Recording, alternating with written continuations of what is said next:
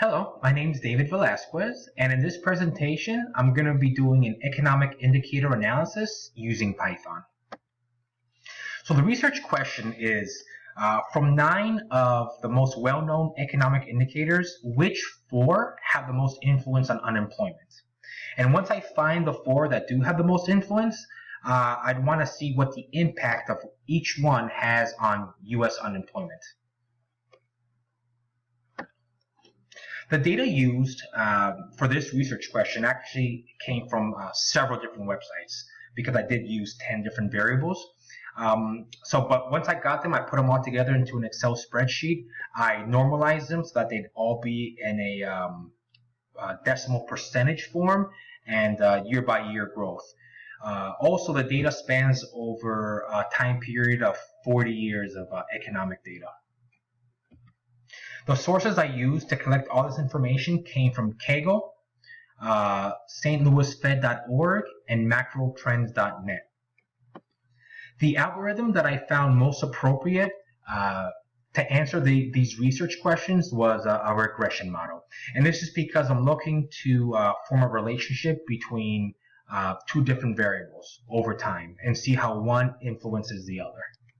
Also, in terms of economics, it's always good to have a predictive value to be able to forecast when something's going to happen, and regression does a great job at doing that as well. So here we have Python. I imported all the data, and here we can get a quick glimpse of some quick statistics on all the variables. Now the variables consist of the following. So we have time frame, which is year, which the data goes from 1980 until 2020. The Y variable or dependent variable we're solving for is unemployment rate percentage growth. And the independent variables are 9, and they are all in terms of value percentage growth or percentage growth year over year. And that is S&P 500 value, corporate profits, home construction, inflation, gold price, consumer durable goods, national debt, capacity utility growth, and GDP.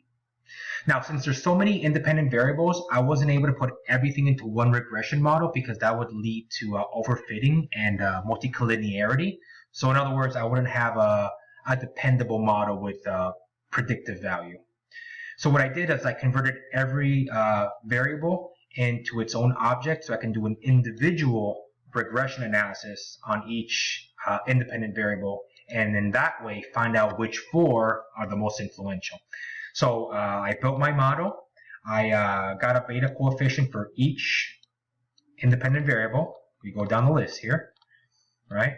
Once I'm done, I was able to find which one had the most influence. And from all the 9 independent variables, the ones that were the most impactful on unemployment were durable goods growth, national debt, capacity utility growth, and GDP.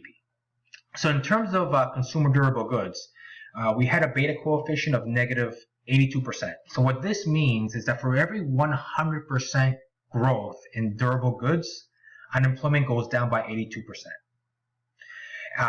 For every 100% increase in national debt, unemployment goes up by 132%. For every 100% increase in capacity utility growth, unemployment goes down by 61%. And for every 100% increase in GDP, unemployment goes down by 176%. So in this case, from the 4 variables, the 2 that had the most influence were national debt and GDP growth. So just as a little bonus analysis, here are the beta coefficients of the independent variables of the model I built. I want to do a quick graph.